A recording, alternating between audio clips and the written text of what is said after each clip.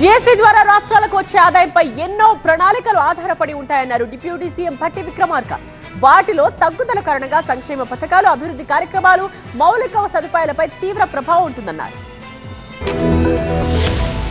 GST రేట్ల rationalization పేరుతో రాష్ట్రాలకు భారీ రెవెన్యూ నష్టం సంభవించే ప్రమాదం ఉందన్నారు తెలంగాణ డిప్యూటీ సీఎం భట్టి విక్రమార్క. ఢిల్లీలో జరిగిన సమావేశంలో ఈ అంశంపై సుదీర్ఘంగా చర్చ జరిగింది. ఈ సమావేశానికి 8 రాష్ట్రాల మంత్రులు హాజరయ్యారు. రాష్ట్రాల ఆర్థిక పరిస్థితులు బాగుంటేనే దేశం బాగుంటుందని, కేంద్రం ఫెడరల్ స్ఫూర్తితో వ్యవహరించాలని భట్టి సూచించారు. రేట్ల రేషనలైజేషన్ ను తాము ఆహ్వానిస్తున్నామని, కానీ రాష్ట్రాలకు జరిగే నష్టానికి తగిన నష్టపరిహారం చెల్లించే మార్గాలను కేంద్రం ఆలోచించాలని ఆయన సూచించారు. ఇప్పటివరకు వేస్తున్నటువంటి సెస్ ద్వారా వచ్చేటువంటి ఆదాయాన్ని పూర్తిగా రాష్ట్రాలకే మీరు ఇవ్వగలిగినప్పుడు ఇటువంటి నష్టాన్ని పూరించడానికి అవకాశం ఉంటుంది.